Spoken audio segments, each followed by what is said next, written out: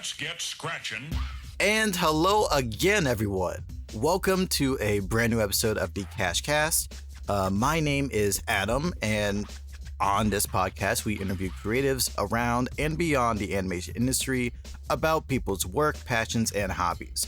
With me today, I have Kiana Mai, who is a storyboard artist and director known for her work on Big City Greens, various Pokemon fan art, and most recently, her original project, I Don't Want to Be a Magical Girl. I'm very glad to have Kiana on the show, and of course, feel free to interject and introduce yourself as well, Kiana. Yeah, hello. You pretty much hit everything. I just can't overstate how much I do love Pokemon. That's all I'll say.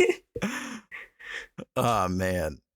Yeah, I feel like if we have time, I'm going to have to catch up because I've only had a cursory knowledge. Obviously grew up with it, but I haven't played a game since Fire Red. Everything else has just been through osmosis. Really? Oh, that's so interesting. Yeah. I feel like that's so rare. But I don't know. If it's not your thing, it's not your thing, but I like them.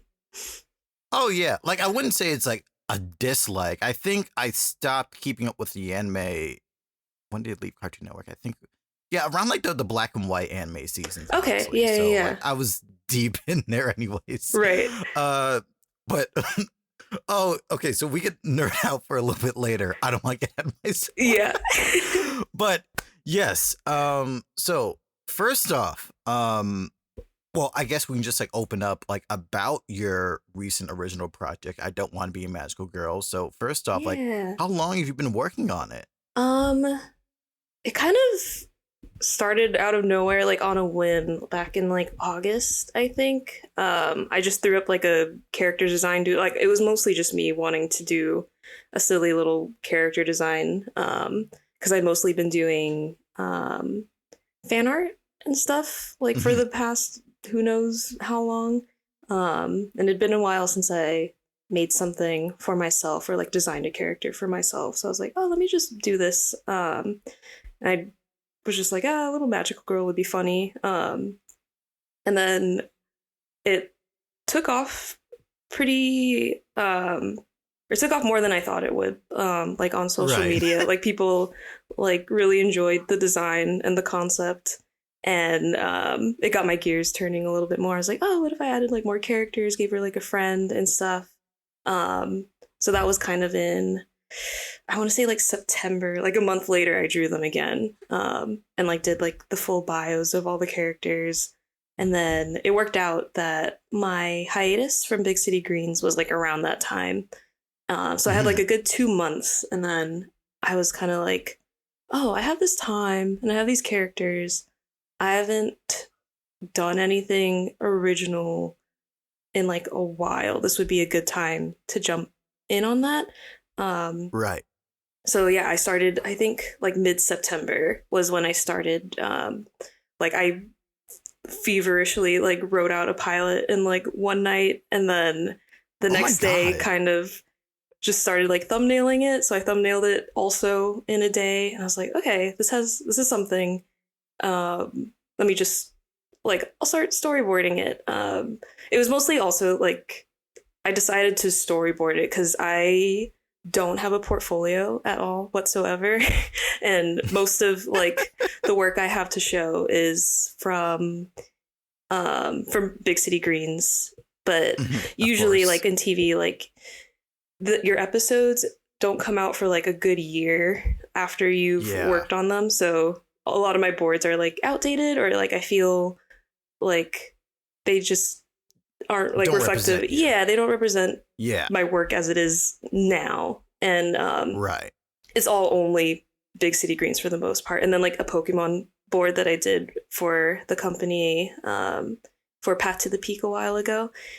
And, and even that is also it's been years. So I'm oh, I need to it would be nice to have a board sample that's purely from my brain, my own characters, my unfiltered sense of humor and style. I feel that would at least hold up longer than an episode that I worked on a year ago. That's somebody else's thing, which is also fine and shows off my work, but not in a, oh, this is me. This is 100% me kind of way.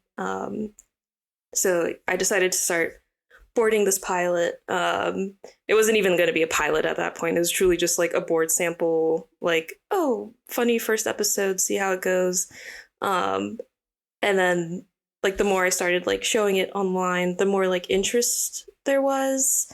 And then I had like a lot of friends being like, oh, this is really cute. Like if you need help on it, let me know. I was like, okay. So I have like extra hands, and like my editor who I worked with at Disney, Emily Rifkin, she also was like, oh, your project looks so cute. If you need an editor, let me know. And I was like, oh, I guess it would be cool to have like animatic and like, yeah, edited by like a professional. So I was like, okay, good to know. Maybe I will do an animatic. That'd be fun.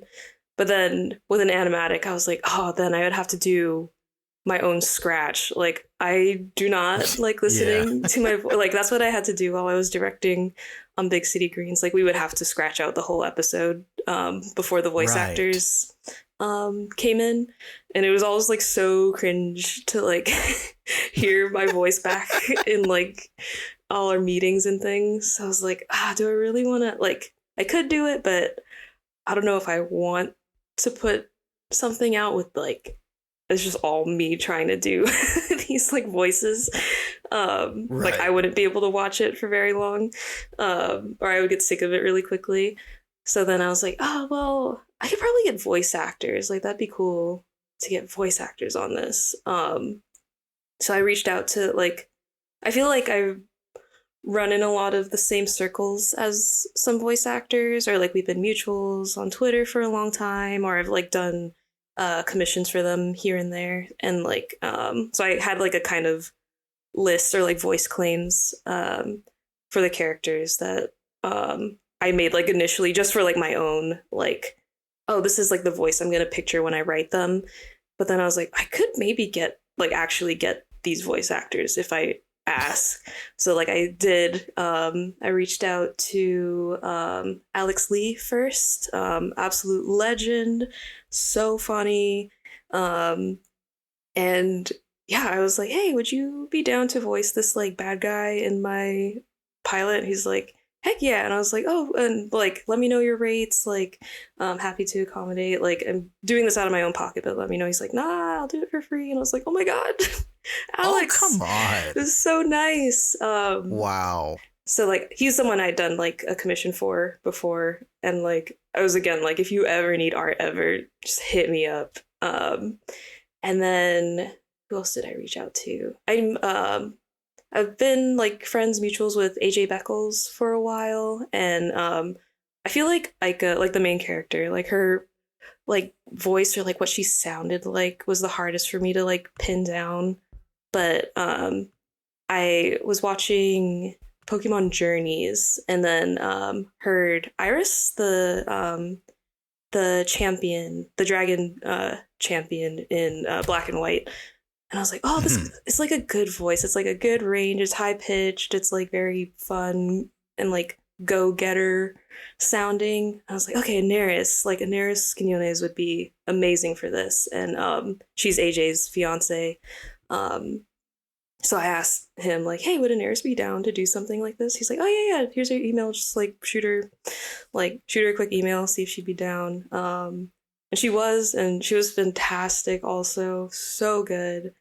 And then of course I got Michelle Knotts, Jessie's voice actress. I had to get her in there somehow. So she ended up being the voice for the teacher in the pilot. And who else did I get? God, I'm like going through like the whole like backstory of this. Like it was like as I was getting these voice actors, I was realizing like, oh, I'm gonna have to like do these sessions and like voice direct, and I don't like have a whole lot of experience doing that. Right. And like these are like professional voice actors too, so I was like, oh my God, I don't want to look stupid like trying like stumbling through trying to get what I want.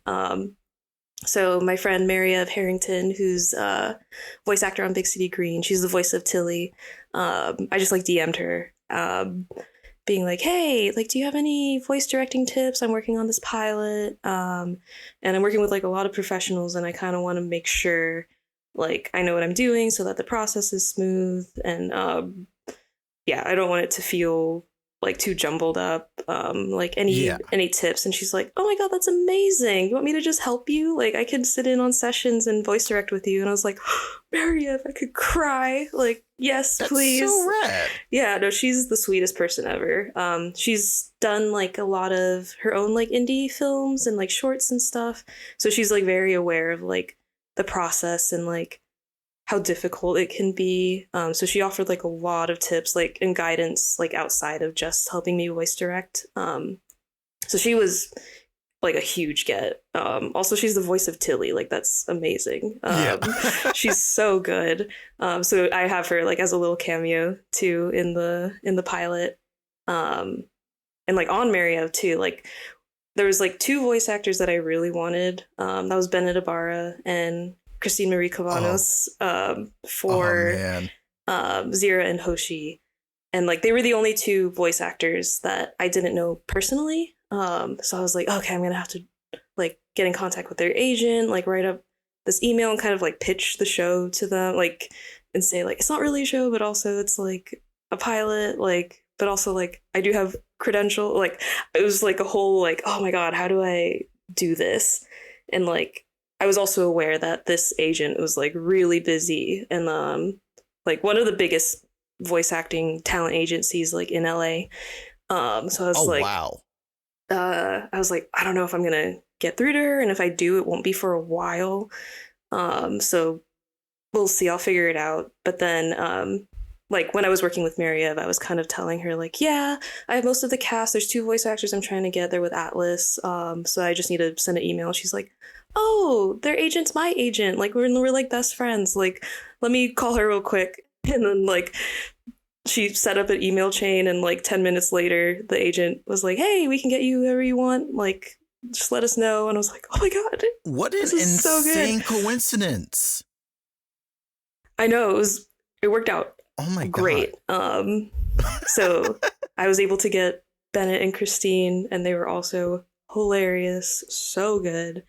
And yeah, I think that's my whole cast. Oh, and then of course Shara Kirby, absolute legend, so funny. She's the villain in this pilot. And she's a friend of mine. Like we've been to like a few parties together. We have like the same kind of like we run in the same circles. So I'd like hung out with her a few times. And then when I posted the initial like bios of the characters, she's like, and like Instagram, she's just like, I want to voice the baddie. And I was like, bet. I was like, I'm gonna come back to that. So I DM'd her and asked her like, would you actually be down? And she was like, yes, I would love to. And she also just crushed it. Yeah, I'm so thankful for this cast. And like truly they're all like A-listers. So I was like, there's like, I can't believe I got like my dream cast for this. But yeah, they're all fantastic, all lovely human beings. And yeah, I'm excited to hear for you guys to hear what they sound like in the pilot. But yeah, outside of that, I have like a bunch of friends helping me out with like the music and composing and some like backgrounds here and there, because I have zero background experience. As you can probably see by my work, most of the characters are just kind of floating in a void most of the time. Right. So they were like super helpful with that. And most recently we did a ending song for like the credits. Oh my God. So there's going to be a little song at the end. And that one was like really fun because and like really special to me because the person singing and like who wrote the song is one of my like friends from high school who like I like haven't talked to like since high school, like other than like keeping in touch on like social media at a very like just like commenting on each other's posts and stuff. But I just like distinctly remember in high school hearing her sing at a talent show, and I was like, oh my God, her voice is so nice. Like if I ever get like a show or like make an animated show in the future, like she's going to make a song for it. Um, and like that stuck with me for 10 plus years now. So when I was like, oh, I could do like a credit song, I was like, I know exactly who to reach out to. So yeah, I just DM'd her and like kind of gave her like the lowdown on what I was doing, and she's like, oh my god, yeah, this sounds like amazing. This would be super like fun to do. And yeah, she was happy to join the team, and the song came out so good. My friend Eric Brown, who's my board partner on Big City Greens, also does music, so he kind of produced it. Oh my god! And did like all the instruments to accompany my friend Tasha Shake, her voice, and it sounds so pretty. They like gave it to me on Christmas. I was like, this is the best Christmas gift ever. Oh my god. Yeah, I'm really excited for that song. And then like after they gave me the song too, I was like, oh, I have my I feel like a lot of people know who she is. Her name is Harpsona on a lot of like social media. She's just an amazing harpist. She's also Black and Japanese like myself. Her name is Niall Wilson. She's amazing. And I was like, oh, a harp would sound so good on this. So I like texted her real quick. I was like, Niall, would you be down to do like harp for this song? And she's like, oh yeah, no, sounds great. Like I would love to. Give me a sec. And like literally she did it in like a couple hours. She's like, here you go. And I was like, whoa. Oh, I was ready to like wait like a week or like at least to get this, but she just like knocked it out, and it sounds so pretty. Like the song was already like really good before, but it really like filled out the whole thing in like such a nice way. I don't know a lot about music, but like the way she put it was like, oh yeah, I just added like a little texture to the ending, and I was like, ooh, texture, I like that. And I was like, yeah, that's exactly what you did. Like it sounds great.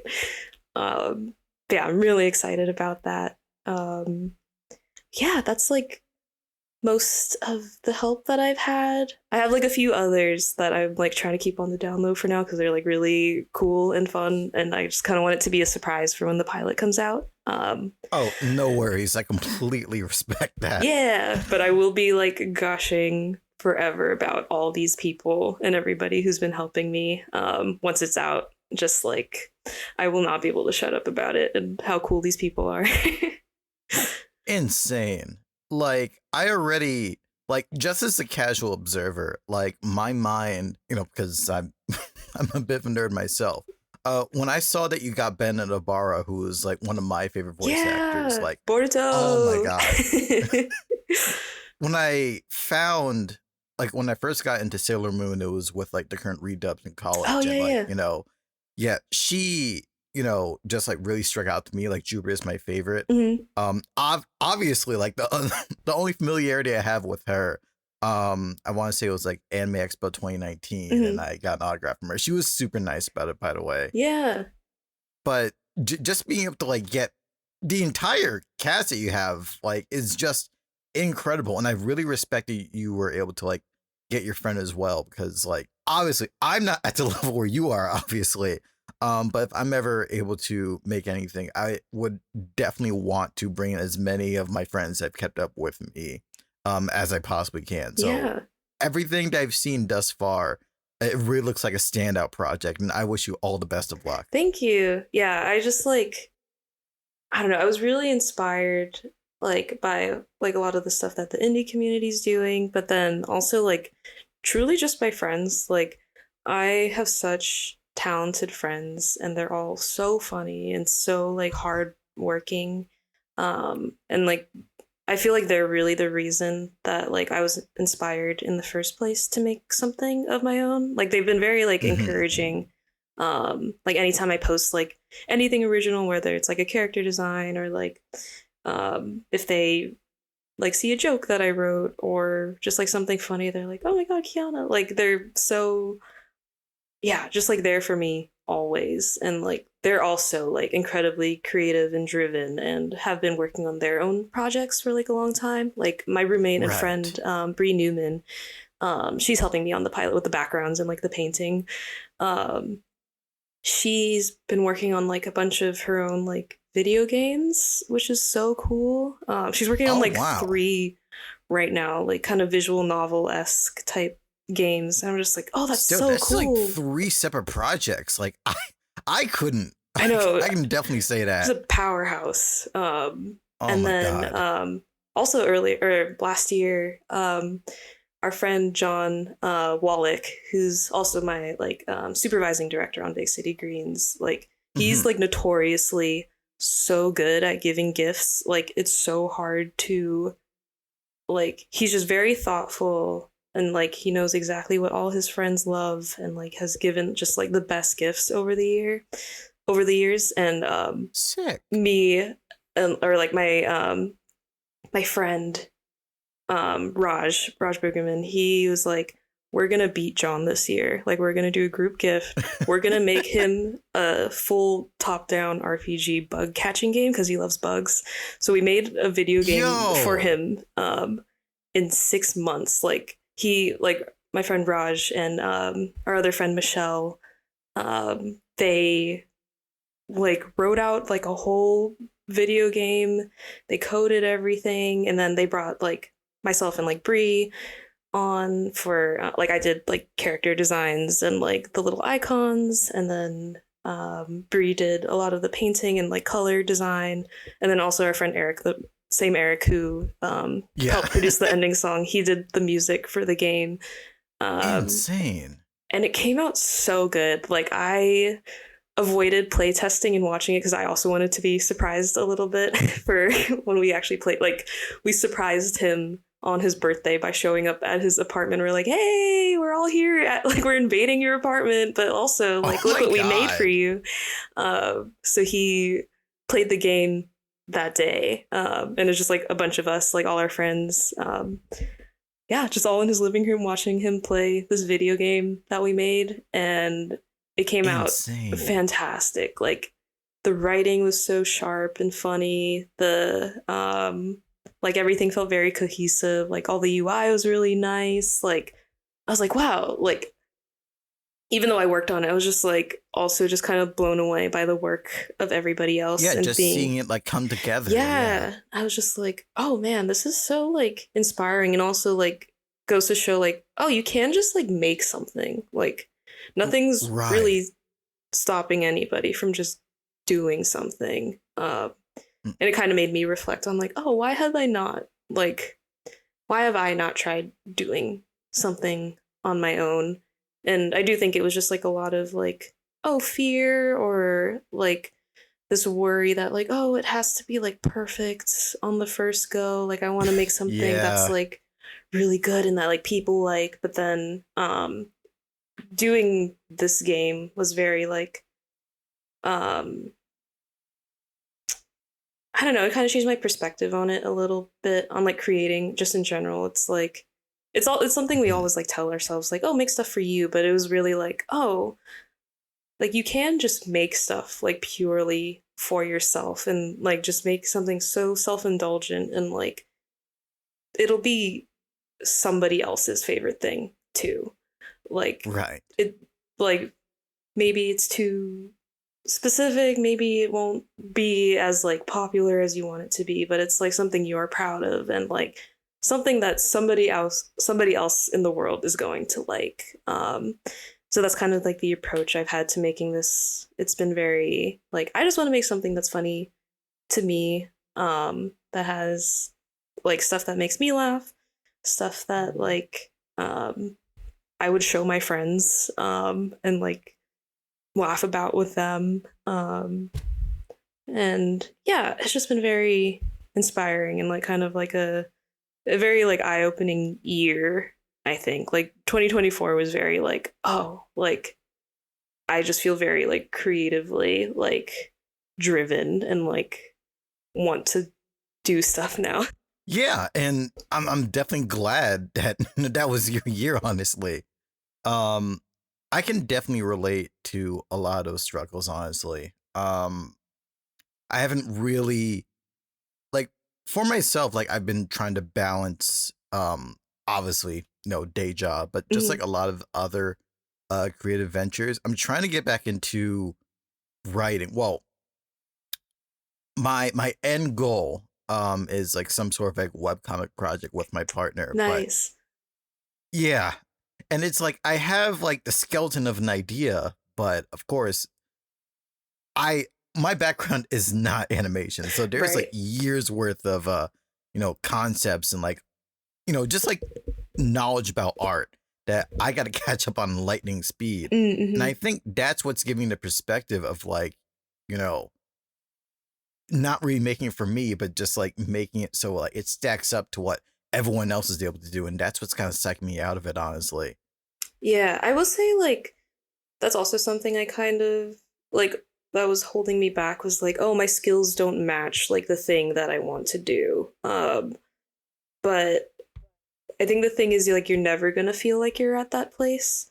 Like you Yeah. learned so much by just doing the thing that like you want to make, I feel like. And even though it like might be a rough start and like you'll look back on it and be like, oh man, like why did it look like that? But like at least you did it, like you can say like, oh, I started this thing that I wanted to do.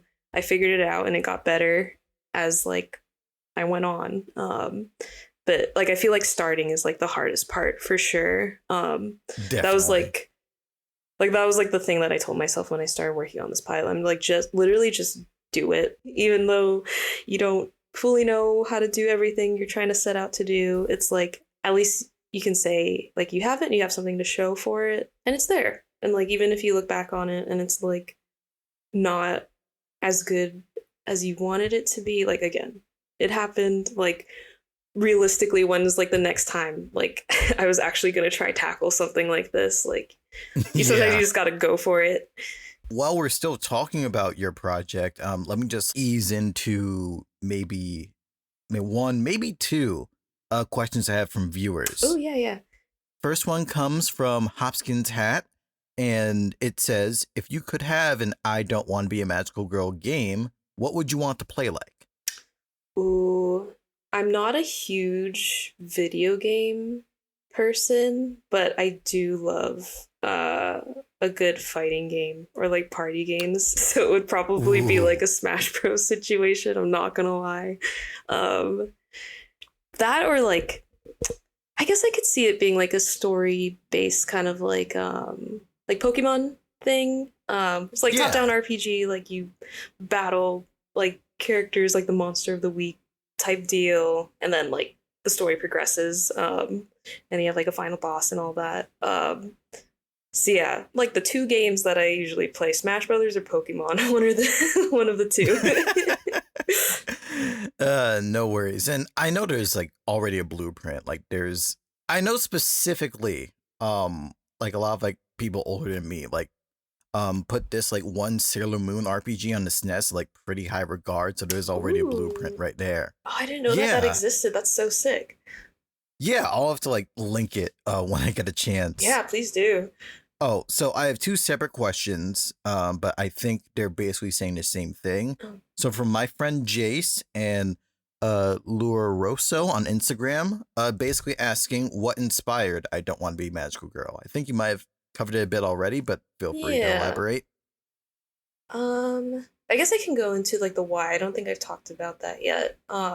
The story itself is very much like a reflection of mine, and I feel like a lot of other artists experience, or like even just people with jobs, honestly, like they're like having like a passion for something and getting into a career being like, oh my god, and like having this like idea of it, and wanting to like do your best and just like yeah, like having like your dream job pretty much. But then like once you see like it's like, oh, once you see how like the sausage is made, it's kind of like the magic dies a little bit, and you become jaded for like one reason or another, whether it's just like it is like a job, like it's a 9 to 5, like it's still work and it's still hard, even if it is something you love, and then also like you find stuff that you don't love about the job that you didn't consider before, and that's kind of like the direction I was going with this character. It's just like, oh, she wanted to be a magical girl. She loved helping people. But then there's a lot more to it than just that. And she's kind of fallen out of love with the job, which is like a very sucky feeling. But sometimes you just got to do what you got to do. Go through the motions. Or I feel like a lot of people do go through the motions for like a long time. And like I definitely felt like caught myself feeling that way after being at Disney for so long, and especially with how like bad the industry is now. It's kind of like and like knowing why it's bad right now. It's kind of like it takes like the wind out of your sails a little bit, but then it I didn't want it to be like a very bleak story either. I wanted it to, because like I come to realize like, oh yeah, my job is hard, it is tricky, but then like at the end of the day, I'm doing something that I love every day. Like I'm drawing, I'm making people laugh. I'm like, I can't imagine doing anything else, I guess. And a lot of that is like due to my friends and seeing them like really just create, and like all the stuff that I said before. Like I'm just very inspired by them, and I wanted that to kind of like come through also by giving Aika like a friend in like Zira, who like has that like spice for life, or like has like she has like her own idea of like what a magical girl is, and like helps kind of like remind Aika like, oh, this is why I'm doing this. Like Zira reminds her like what being a magical girl means. And it's like, it's helping people. Like at the end of the day, it's helping people. And that is like what Aika like originally like loved about the job, and she just needs to be reminded of it. So that's like kind of the story that I want to like get to by the end. And yeah, I think that's pretty much it. Like, yeah, just about burnout and like trying to love a job again that you were really passionate about before, or like finding things to love about it again, finding like a new love for it. Yeah, it's just like a love letter to making art. I feel like. Yes. No, like I can definitely say when you started uploading like a lot of this stuff, like obviously I could like read between the lines and realize how it resonated with my own experience. And yeah, I mean, it is definitely relevant. Yeah. Like just from my own experience of being a really passionate fan of this medium, and being incredibly lucky to like talk to a bunch of people through this podcast. Like it basically like, shoved me like into the position where I am now. Yeah. And I'm very glad. I'm very lucky for it. But to act like I'm not, tired, burnt out, Right. would be idealistic. But, I have just enough spite, right. for lack of better expression, or maybe it's just to spite myself, I guess, to just want to continue to see it. Like when, like an episode comes in, like when everyone's enjoying it, or, when it drops on TV and like a lot of people are able to see it, it's a level of gratification that, it's hard to explain. And like, I'm glad I'm in this position, and I obviously like for it to continue for as long as I can. Yeah. But I think it's very important to like not let our like existence be defined by what we make for like a company or a network. Like we could still put our all into it, but that doesn't mean we have to do it at the expense of our ability to, express ourselves. Yeah. No, absolutely. And yeah, it was like late last year. I had the double whammy of rewatching A Silent Voice and watching Look Back on Prime with and I didn't even know how Look Back was gonna end up. Yeah, so I need to watch that still. I'm like, I haven't watched it yet because like I know it's gonna make me cry and I need to be in the mood for it. But Yeah. from everything everybody's told me, I'm just like, oh man, that's gonna hurt. Yeah, it will, but In a good in the way. best way. Yeah. Yes, in a good way. And I refuse to elaborate here. But of course, Silent Voice goes without saying one of my Yeah. favorite animated movies. I got the Steelbook. That's how Ooh, that's why I liked okay. it so much. I've been on a big physical media kick. I don't know Yeah. if I can gush about it here. How about your personal background? Bailey Pie on Instagram asks, "Hi Kiana, I'm so curious about your background and where you grew up. I'm from Hawaii too, and you inspire me so much. Heart emoji." Oh, yeah. Aloha. Yes, I am from Hawaii. I'm from specifically, I was born in Honolulu. Um, but then I did move to California when I was really small, up in Hollister. I don't know if you've ever heard of it. Very like very country. Not a lot goes on. Very small town. Which I think helped put me in the running for my position at Big City Greens. It's kind of like I'm from like a small town. Yeah, you Uh, have the experience. yeah, exactly.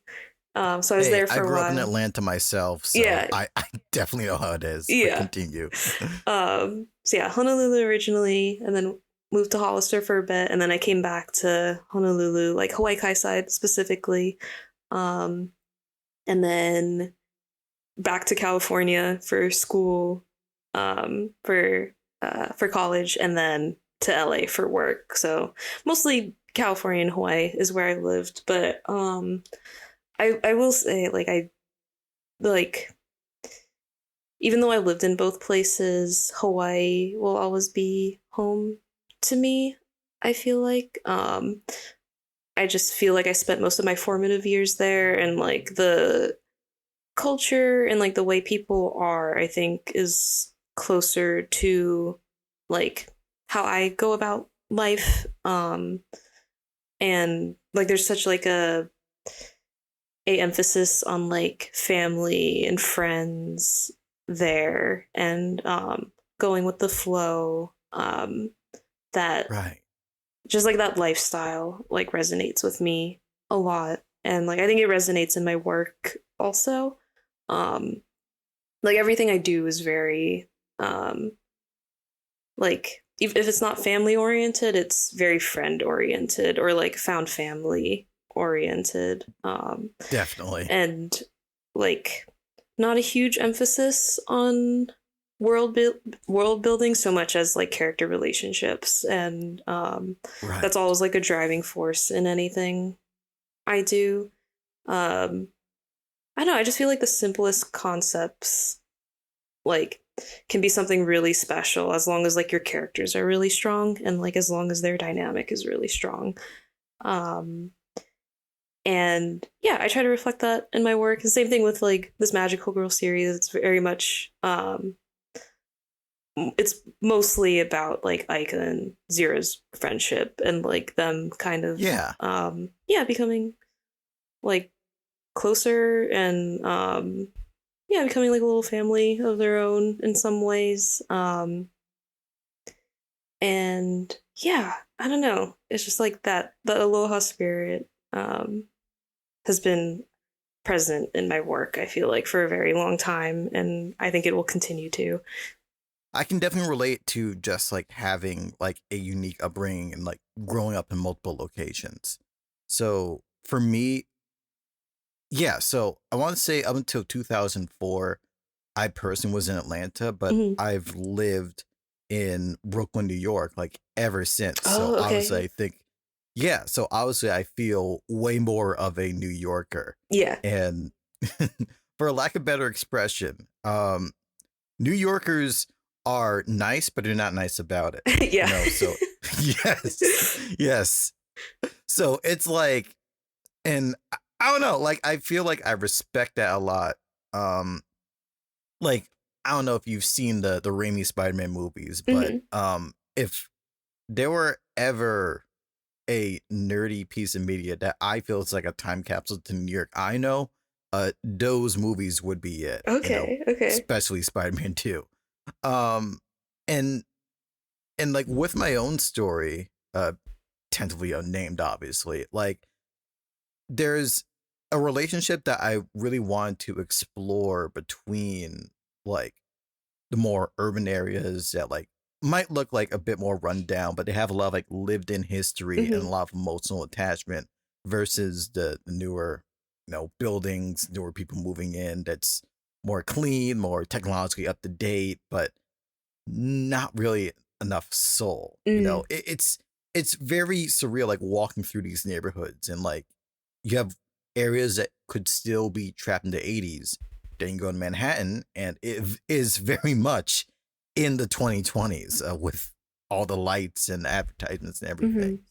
And yeah, like that's just definitely like a lot of experiences. I feel like you like with your work you're focusing more on character relationships, but I feel like in my ideal story, like the environmental storytelling, Mm-hmm. uh that's what I would value, especially because I don't personally feel like some of this urban experience has really been like seen in media, Right. Yeah, yeah, at yeah. least from my perspective. I guess like regarding animation, I still say Hey Arnold, without explicitly taking place in New York, is another piece that I feel like Yeah, no, I captures could that see that. vibe perfectly. Right. It also it also made me appreciate jazz way younger than I was supposed to, so that's how I ended Oh, up like yeah. this. Oh, man. Ah. So good. And let's see. So concerning more of your background as an artist, there's one more question. Hmm. Um, we still have two more, and we can just like relegate the rest, just like gushing about Pokemon. Let's go. Um, so from okay, so Art by Ari, not gonna say all the underscores, but Art by Ari Instagram, and they ask, what do you wish you knew as an art school graduate joined the industry? I'm in this position and dying to know. Ooh. I guess. I mean, there's like so many things. Like, there's like a lot of stuff that I learned on the job or just didn't know about the industry in general that Yeah. like became very scary when I was actually in it. One of them being, um, you're not for TV animation. You're usually contract only for a show. So once your show's over, like you're kind of you just kind of figure out what to do after that. Um, Right. which was terrifying for me because like in my head, I feel like most people have this like idea that like, oh, if you're hired by Disney, like you're hired at Disney forever, like they're gonna keep you there and put you on different shows. It's like no, it's Nah. like they can try and like place you in different places, but like ultimately, if you're not a fit, you're not a fit. Yeah. But I didn't fully know that or like that hiatuses existed and like are very common practice in animation. Um, and like hiatuses can be really, really long and like you could be like not working for most of the year. So you have to like rely on like freelance or like really do a lot of like your own like hustling and like putting yourself out there so you're able to get jobs. Um, but yeah, going back to the you're not at a company for super long. It is like, yeah, you're on the show.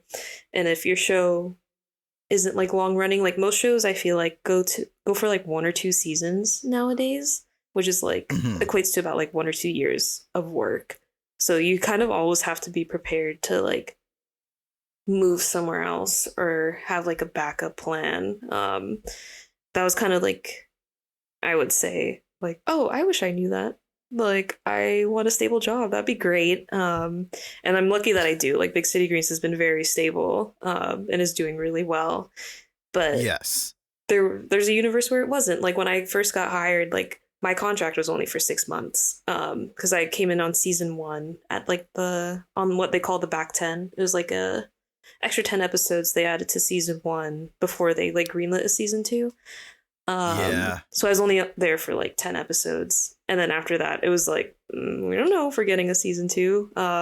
Like, we just have to wait till Disney tells us or gives us the green light. And they didn't tell us until like a month before my end date. So like the whole time I was like, oh God, did I make a mistake? Like, because I was hired out of college. So I didn't finish college. Like, I moved everything down to LA very quickly. So I was like, oh man, am I gonna have a job? Like, should I have like finished out school and like at least had a degree? I don't know how much that matters. Right. So it was totally scary. And I think it's something worth like being cautious about or like being aware of. And like really having like a strong backup plan just in case. Like, especially with how like animation's always been unstable. Like, TV animation was unstable to begin with, and it's even more so now. Just with how things are going and like with streaming and like networks not really picking stuff up and not really giving stuff a chance. Like, the chances you'll be on a show that's like long running is very low. And the chances of even finding a job after are also kind of like tough right now because there's not a whole lot happening. All that said, I do think it will get better, but like right now it is pretty pretty bad, and I think people need to know that or be aware of it. Like, don't stop trying. Like, it's such a great, like, it's a privilege to be able to work in this industry, and I do think it's worth the hard work that you have to put in. But it's also good to be like realistic and know like, hey, like, I might not be able to get something for a long time. I should have a backup plan just in case. So I think being aware of that is probably the biggest thing for this very specific industry. Yes. No, I definitely agree. And I guess to partially piggyback, in case like anyone's interested in my perspective, I again did not have a traditional background. My major was more adjacent to social work. Mm-hmm. And at the very least, I do have, that in whatever other like I guess like traits that can like just lean on, like, a solid resume, and in case anything hits the fan. Um, I guess what I want to say is that, contrary to a lot, and I mean a lot of rumors and misinformation, you don't necessarily have to, go to the most like premier college or even like major specifically in Mm-hmm. animation, in order to work in this field. Yeah. As long as you like have the skill of what you're trying to do, or in my case, like show like an interest in wanting to know more and like assisting the people around you, like that's all that can ask. That's all people can ask of you. Mm-hmm. And when these, hiatuses do happen, I think for people, younger people especially, it's not indicative of your individual skill. And I don't want, Yeah. anyone to be crushed. Like, sometimes stuff happens, like it can Mm-hmm. be completely out of your control. But as long as you keep working on yourself as a person and an artist, because lots of people, including myself, don't always do both at the same time. Right. But as long as you're able to do both, I think eventually it might not be the ideal solution, but I think everyone will find a solution eventually. Yeah. No, I 100% agree with that. Yeah, like, I mean, I kind of touched on like I didn't graduate. I was pulled out of school. And like the school that I went to wasn't super prestigious either, but I don't know, you find a way. Yeah, just be yourself, be your authentic self. Like, do work that is reflective of the kind of work that you want to do in the industry, and yeah, stuff will happen. Like, I don't know, trust your gut. Like, that was always kind of what I would tell people whenever I did like school talks or anything like that. Yeah. Because when I like the school that I went to was very feature based, very close to Pixar. So a lot of like the alumni were Pixar, and like a lot of them were like, "Oh, you're going to get into feature, like this is the way. And like I did initially want to do that, but then I kind of realized like, oh, I don't know if this is for me. I would rather do television animation. Yeah. But my professors didn't really like that. Like they didn't really like the work that I was doing, but I felt so strongly about it and felt that like it was a better fit for me at the time, that I was like, I'm just going to keep doing this regardless of what they're saying. Like I just had a feeling that that's like where I needed to be, or like what I needed to pursue. And then yeah, it worked out. It worked out really well, but like it could have gone like a very different way if I just like listened to like everything everybody was telling me. Sometimes like yeah, that gut feeling is telling you to do like the right thing, or it's like steering you in the right direction. So there was one more question I missed on Blue Sky, and maybe we can just like use this as like a jumping off point. Oh yeah. Just discussing indie animation in general, and then I promise we can gush about Pokemon. Let's go. So one from Noah Bassier. I'm just guessing. I apologize if I mispronounce this. And he is basically saying if you want to make a full indie animated show for I Don't Want to Be a Magical Girl, and like maybe partnering with a Glitch or Jellybox and to make it an independent production, like what are your future plans? If if you're even thinking that far, it's okay if you're not. Yeah. Obviously. No, I've been saying the kind of same thing everywhere, whereas like I don't have a plan. I wanted to keep this project as like low pressure as possible to keep it fun for me. I feel like if I put any like or too many like ambitious goals on it, it would have put like too much pressure on it that like I think would avoid making it like as fun as I wanted it to be. Like my North Star for this has been like I just want to make a cool thing with my cool friends and get it out there at some point. If it happens to get picked up anywhere, like fuck yeah, that's great. But if it doesn't, like I just made something cool and something that I'm proud of. Yeah. But and you can always revisit it down the line anyway. Yeah, exactly. Like when you feel you're more developed. Yeah. Yeah. So like no set plans or anything. I have had like a couple opportunities, and like studio opportunities that I'm not 100% sold on yet. Like it is like I'm just kind of like trying to wait and see like what I could do with this. But yeah, I do think there's like a universe where I could make more of this, and yeah, I would love partnering with a studio, whether it is like a bigger company or if it is like a an indie production.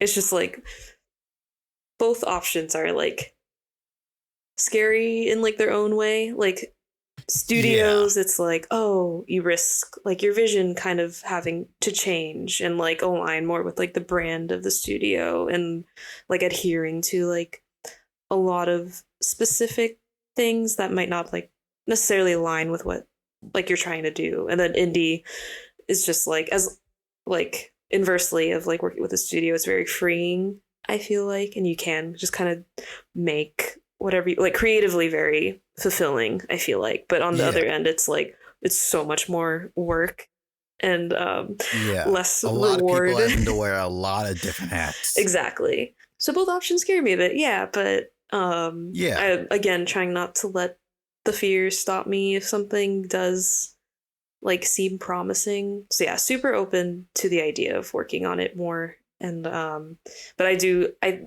try not to be like a delusional about it. Like, oh, this is gonna be like the next big hit. Like I got something here. Like it's gonna take off. Like I'm trying to be very like realistic, because like although I do have like a pretty decent following everywhere, it is very much like, oh, this is my following. I don't know what like the broader audience or like what people out there might think about it, or like how like well it would do in like a studio like cable streaming environment kind of. So yeah, I'm just trying to be realistic about it.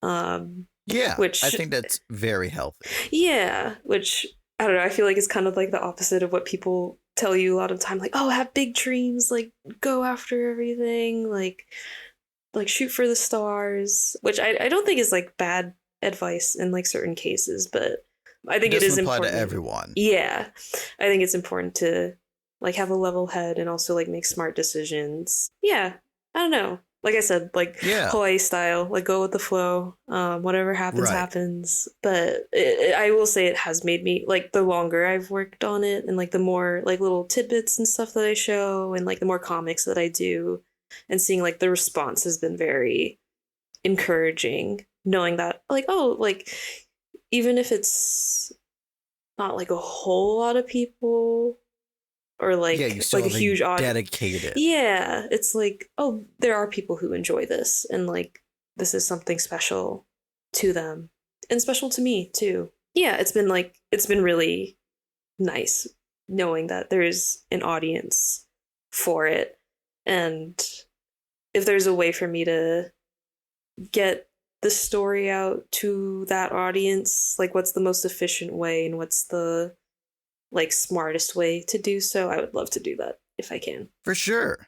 And of course, this definitely isn't like, no, dunking on a question. Absolutely not. I think it's just being realistic. Like, sometimes it's cool to just be like a slightly bigger fish in a slightly smaller pond. Yeah. If that's what you want to do, Mhm. But, like we were talking about earlier, this question is proof that no matter what, there is a pretty sizable dedicated following that you have. And I'm very happy that no matter what direction you choose to go on, that you're going to have definitively a lot of support. Mhm. And, I'm from one creative to another. I'm very happy for that. Oh, I appreciate it. No, I'm like No super worries. thankful of it. Like I absolutely not trying to like downplay like how big my audience is and like how like supportive everybody's been. It's just been so nice. Like being able, like I spend a lot of time on Tumblr these days. I feel like most social media is kind of just dying a little bit Yeah. at this point, but Tumblr has kind of like remained a very like constant for me. And it's like such a nice way to interact with like interact and engage with people who are like passionate about the same thing. Like it's very easy to find community there. Yes. And it's like I've always Heck, found like I remember finding you through Tumblr once at like 2017 around that time. Yeah. No, it's great. And like I do love the like ask feature a whole lot. Yeah. I don't know, it's been nice to uh like bounce ideas off of people there, or like people will like ask a question that I'm like, oh, I never really thought about that for these characters, but then like in my head like make up an answer kind of on the spot and be like, oh, okay, this is like their thing now, and like this is like Yeah. like writing as I go. Like there's a sort of like improv to it that I really enjoy, and yeah, it's just like nice knowing that people care enough to even ask questions about the project and the characters. And this is a perfect segue to a question I have from my friend Branch. What's your favorite part about, and I apologize if I mispronounce this, Hanamusa's newfound popularity? Oh, yes. No, you pronounced it perfectly. Perfect. Oh, I'm so happy. I was like, I haven't drawn them in a while, but just because I've been working on this project, but I do plan on going back to drawing them because those are my girls. But I did not like, that was like another situation of like, just do like self-indulgent stuff that you find fun. Like, who cares like what other people think? Like it will, like if you're passionate enough about it, I feel like you will be heard at some point. And Yeah. I was surprised how many people did hear me out on it. I don't know, it makes me happy. It's such like an out there like ship, but like I don't know. My view on shipping has always just been like I feel like a lot of people are very like canon compliant, or they're like, oh, there has to be like evidence in the show, or like it has to be like realistic in some way. But the fun in shipping for me has always been like more the potential and like the storytelling opportunities. And the idea of Right. Jesse dating Ash's mom, and Jessie having to be like a stepmom to him is fucking hilarious to me.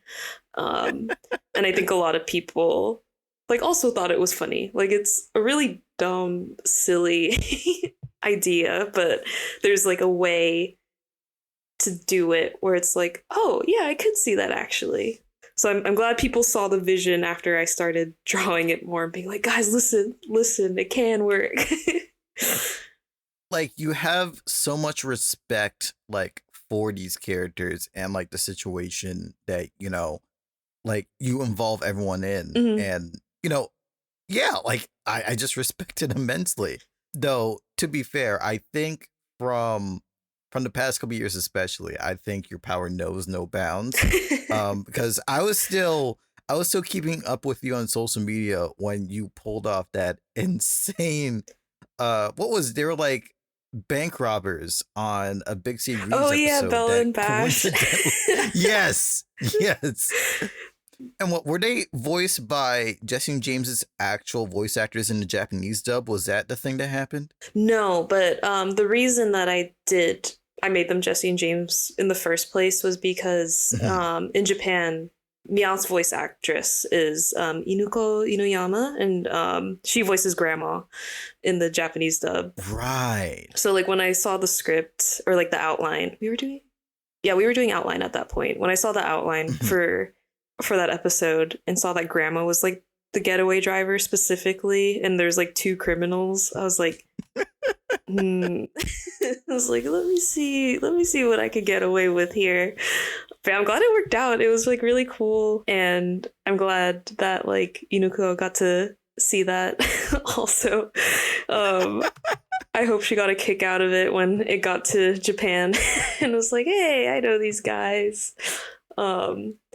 It's really sweet how much she like enjoys the show. Like she has it like in her bio and everything. And I think she followed me Oh, after she saw that I so had like nice. worked on the show. And yeah, she's been such a sweetheart.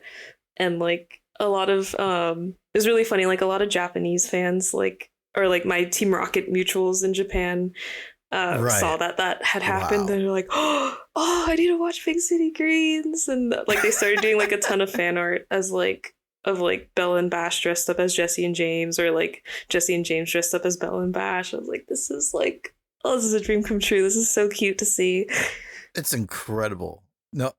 Oh my god. Yeah, I still can't believe that it went all the way through. Like I was fully prepared for like the designs to change at like some point, or like like me and Caldwell, like my boy partner at the time, definitely designed them with the intention of like we're gonna make them look like Jesse and James, but like because of like how legal stuff works, where like they're probably gonna like Yeah. recolor them like in a way where it's like not super obvious, but like in our hearts we'll know. But then my friend Eric Omega, who's the color stylist at the time, or like one of them, he like brought me into his cube and was like, hey, check this out. And I was like, oh my god, that's just Jesse and James, is this allowed? He's like, yeah, this is the one that made it through.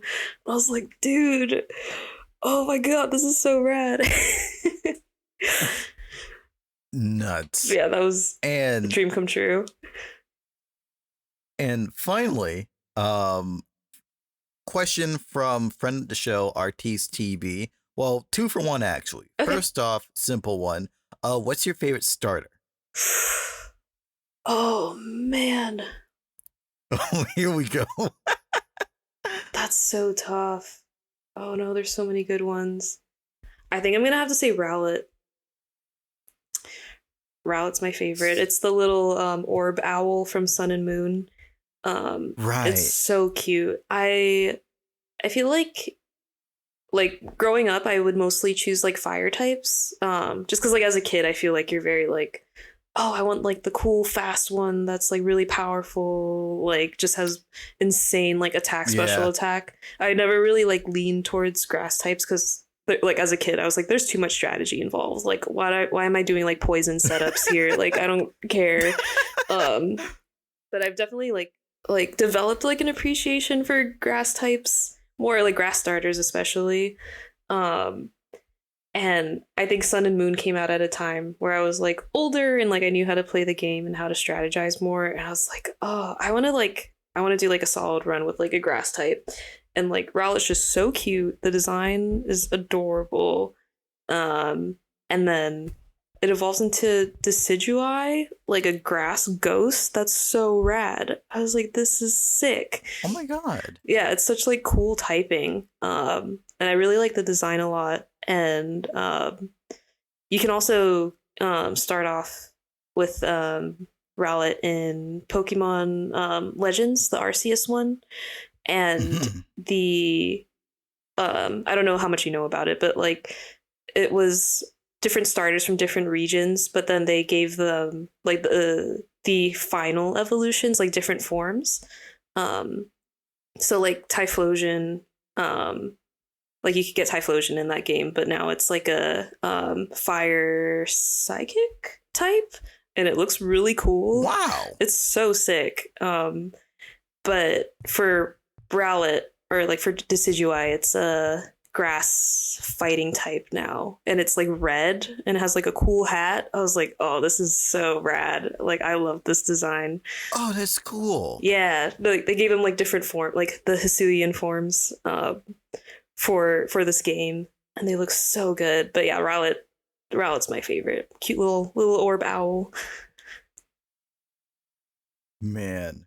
Well, okay, so for me, game wise, like my knowledge is obviously much more limited. Which is fair. Let's see. Like I do. Okay, so I remember last trying to play Emerald in college. Nice, and good game. I was able to thank you, and I was able to finally just achieve like my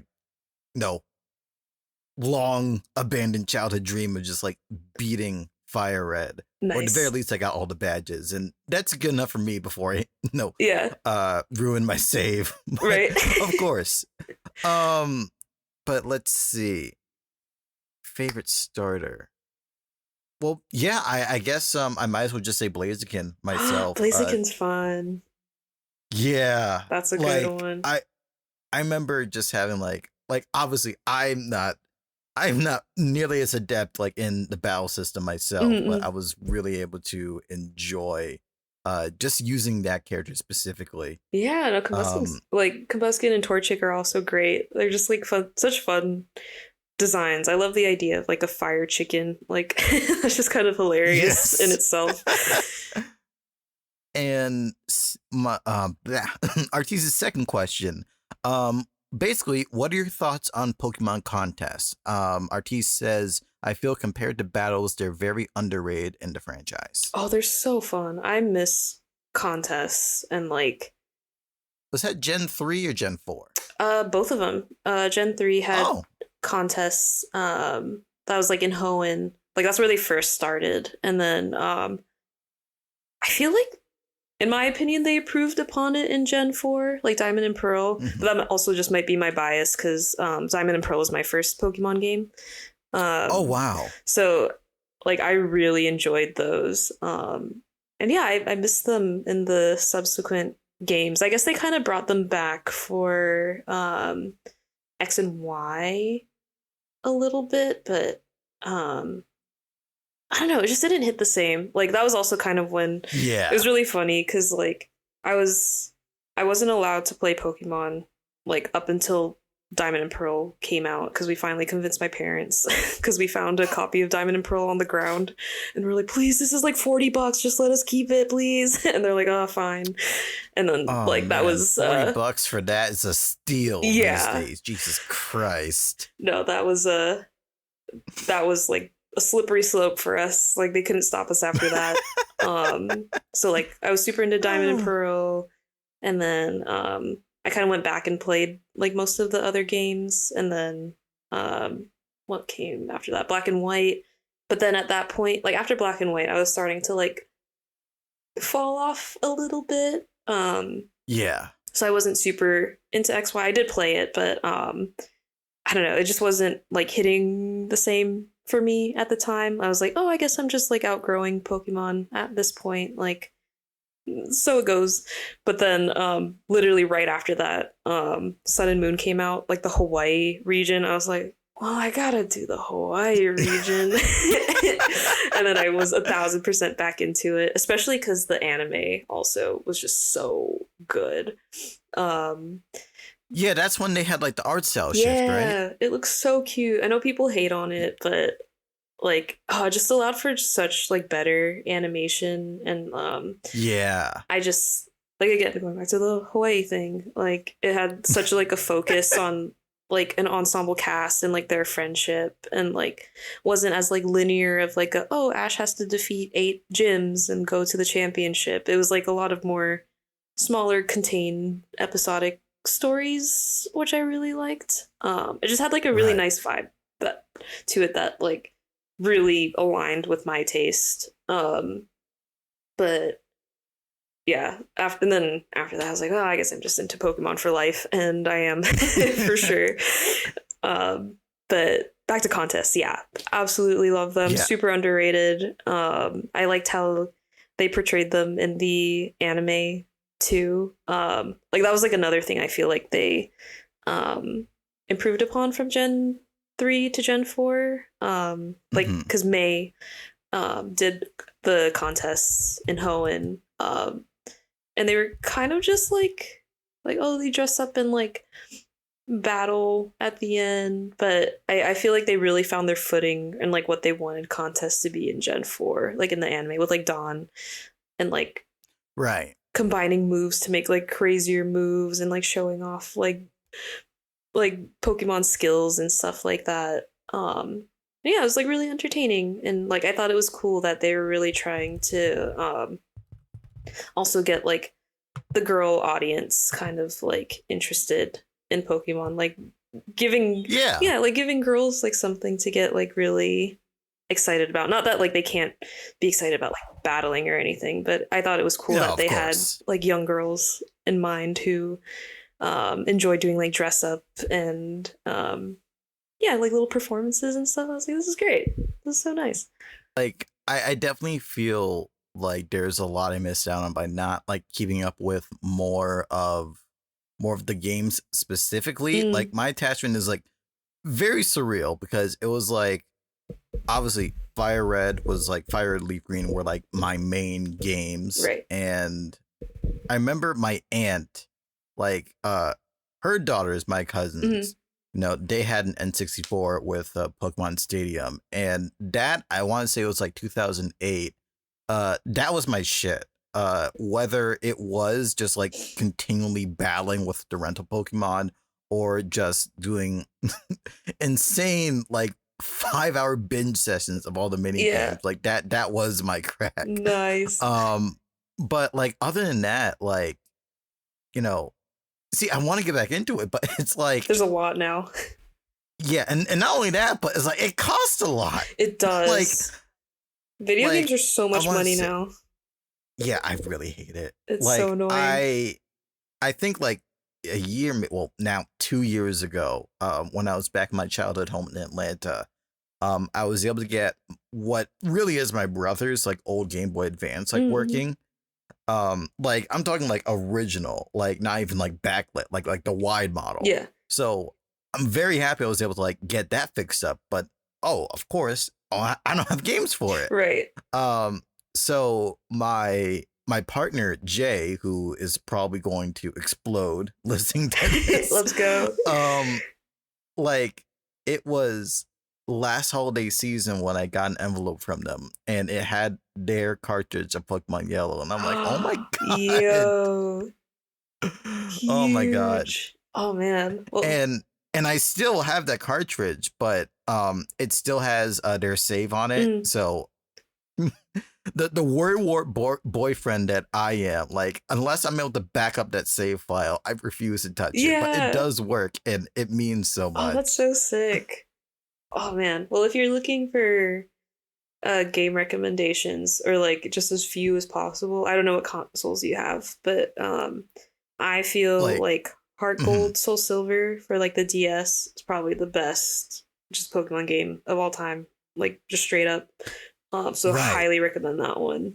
And then Black and White 2 specifically is also Mm-hmm. really good. And the one I was talking about, Legends Arceus on the Switch, that one's rad. Just in like the location and like and how different it was. Like they went like more open world and like it's kind of like yeah, just like old Sinnoh. So like everything's very like old timey and like really like the aesthetic is really fun. And you're kind of running around and like fighting Pokemon like how they did like in the olden days. That was like the most fun I had with like a Pokemon game in a while. Yeah, I've heard from a lot of people that Legends was like a breath of fresh air. Yeah. So I'm definitely gonna have to look into that. Yeah, so I recommend those three if you're looking to get back Mm-hmm. into any games. Yeah, like in terms of like real hardware, like I do have like a GameCube and a Wii modded, obviously. Oh, nice, so, nice. and see, that's what I respect. It's that if you, for some reason, had like the time, the money, and the equipment, you could like at the very least from like Gen 3, like bring a Pokemon all the way to like the latest stuff. Yeah, it's so fun. I respect a lot of that. I doubt I'll be able to ever do that. Right. But I respect it immensely. Let's see. And yeah, like the reason like my own knowledge like Pokemon is like so fragmented. I had like a huge attachment for the anime specifically, to the point where there are just like a lot of those like 4Kids openings have just like permanent fixtures in the back of my spine. Or no, I know all of them by heart. I should say. For sure. My God. So good. Man. No, yeah. I'm also more of like an anime fan. Like I've dabbled in most of like the games and then like the trading card game for sure. But like not in like a like competitive sense. Like I've never been great at the game. I mostly play them for like the stories and to like get cool Pokemon that I like. But yeah, by no means good at competitive play or anything. And same thing with the cards. I just like the illustrations, but like the anime was very much my shit.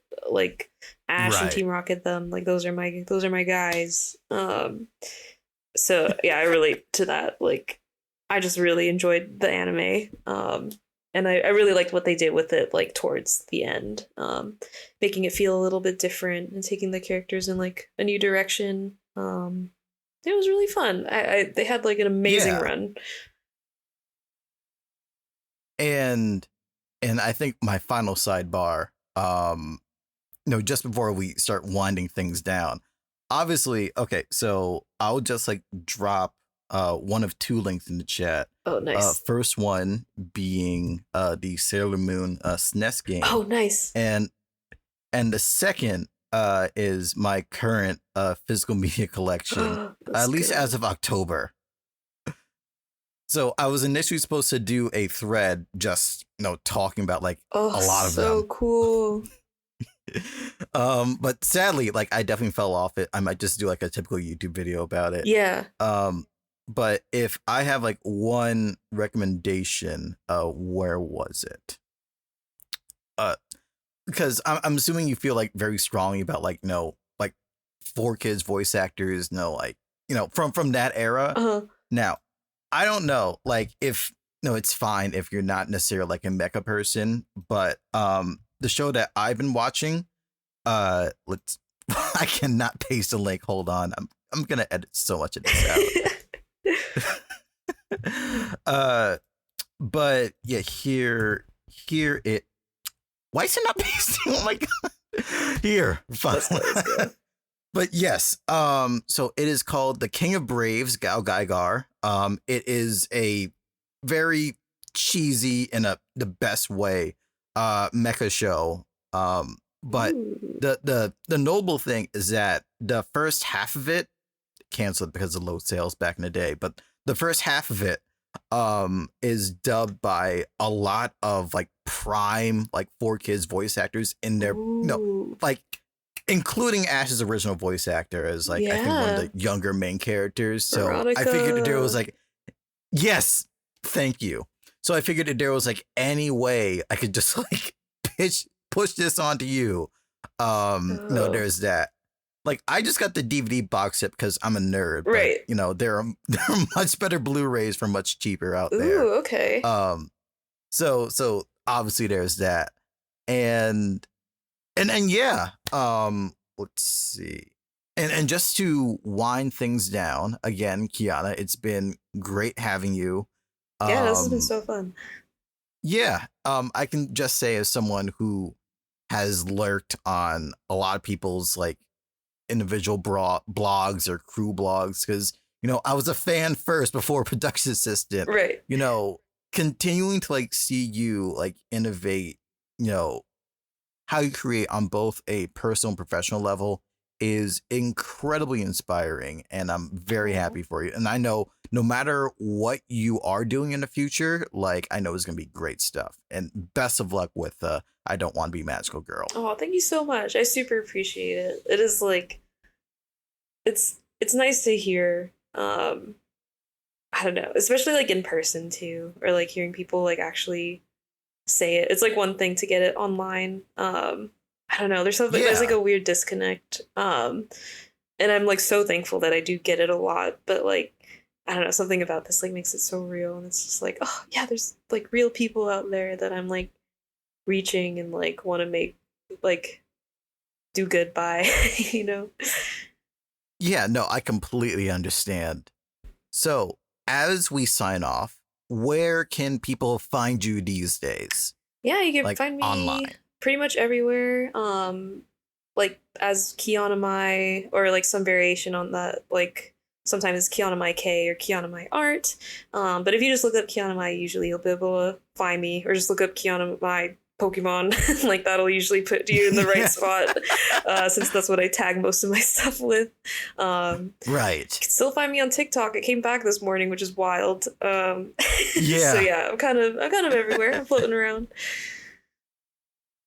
So, and I've obviously said this in previous episodes, but I am A2 Adam on a lot of stuff.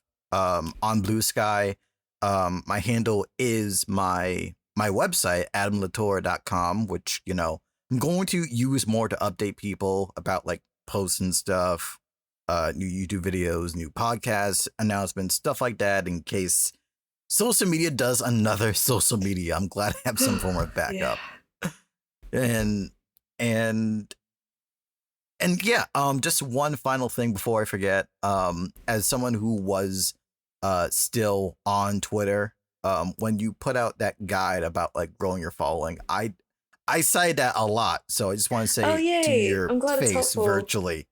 Yeah, thank you a lot for that. Yeah, I think that's like making that guide was like a big reason why I wanted to like do my own, just like breaking down like some like concepts of animation production.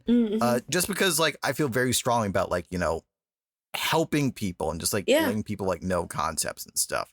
So yeah, thanks for getting it started. Yeah, absolutely. But yeah, again, Kiana, it's been great having you. We've both, let people know up to date. Yeah, thanks for having me. You are very welcome. And if, doors always open, if in case I Don't Want to Be a Magical Girl like blows up, don't forget the little person over here. Oh, absolutely. No, I'll never forget this. But yes, this has been great. And thank you to all of the viewers and followers who sent questions. And I will just sign off by saying I am Adam. And I'm Kiana. And we will both catch you next time. Remember to stay safe, take care, wear a mask, and remember, love and peace always. Adios, everyone. Bye-bye.